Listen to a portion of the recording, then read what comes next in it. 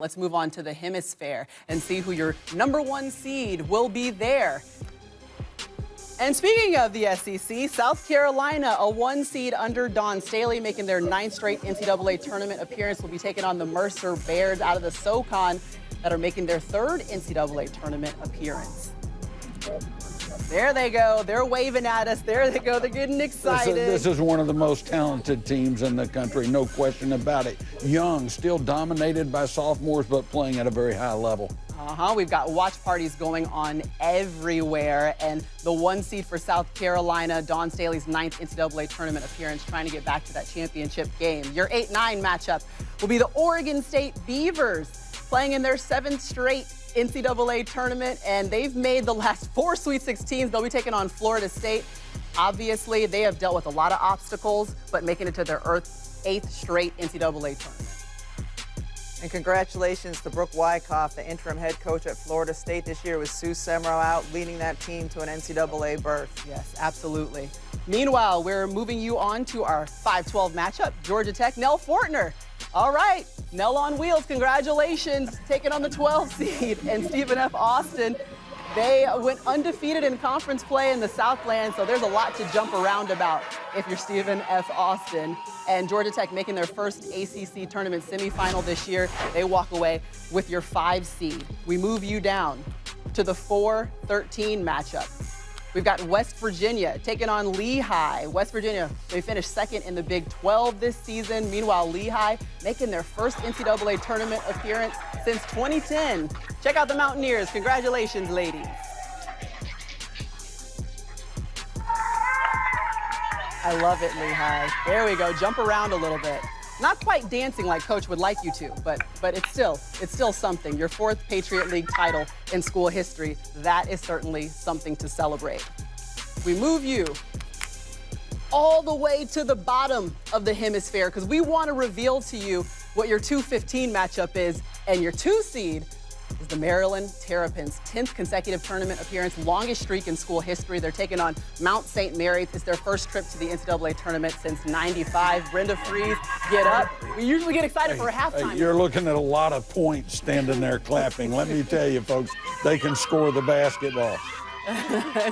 Let me tell you, I love the sign. Come on, bring it. You are NCAA tournament bound. First trip since '95. You better get the signs printed. You better get your dancing shoes. You better be celebrating because you're headed to San Antonio. Let's talk about this Maryland team, though. They lead the nation in scoring, Coach. You know, I said something about buckets a minute ago. They know how to go get them. They run the basketball. They have great versatility and height on this team, so they can move people around, take advantage of mismatches. One of the ways they do that is in the post. Here you see Ashley Awazo in the post, posted up, but they can surround that post up with 4 3-point shooters, one of which 52% from the floor, the #1 3-point shooter in the country. This is an outstanding team. They also get it and go in transition. They're quick to fill the lanes, get the basketball from one end to the other. Excellent pass, right on the money. When you can take the ball from one end to the other in 4 seconds and score it, that's called a fast break. But they're also good. They're also good in early offense. Watch them leave. They're connected. Leaves the ball for Chloe Bibby as she comes into the lane for the 3 at the end of the break. Maryland can score a lot of points. All right, they've been a 2-seed or higher for 13 times in the NCAA tournament. They will take the 2 seed here in the 2021 tournament. We give you the 7-10 matchup. Alabama making their first NCAA appearance since 1999. Roll on, Tide, roll on. It's Christy Curry's 10th appearance as a head coach. Okay, we've got confetti now, so we're moving right on us, all right? We got shakers. We got shakers. In North Carolina, let's go. Now we're cheering their 28th NCAA tournament appearance. Congratulations to those Tar Heels.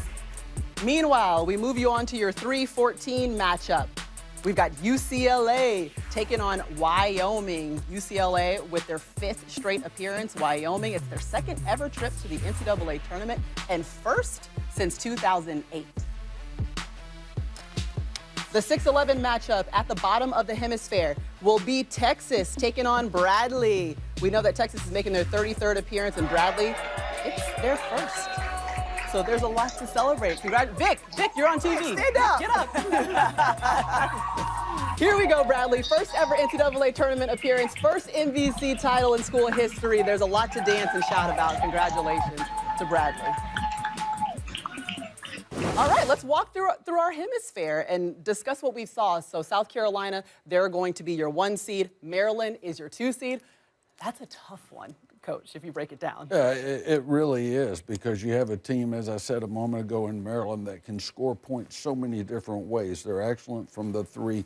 They're great in transition. But South Carolina is a team that reset going into the Southeastern Conference tournament. Dawn Staley said she wanted the ball to go to Boston. She wanted the offense to go through Boston. They did that. They were much better in the SEC tournament. This is a really tough region, and you also have UCLA as your 3 seed here. I mean, this one jumps out at you as could potentially a really interesting matchup if you go chalk with South Carolina and Maryland, because as you said, both teams won their conference tournament championships. Both teams are playing at a really high level. Maryland, 6 players averaging in double-figure scoring. They come at you in waves. They wear you down on the offensive end of the floor, as your breakdown showed. So this potential matchup in a regional final is pretty exciting. That could be exciting. And Coach already mentioned it, that Dawn Staley wants to go through Aaliyah Boston. Holly Rowe is here with us, and she knows why that is for this #1 seed South Carolina Gamecocks team. Holly?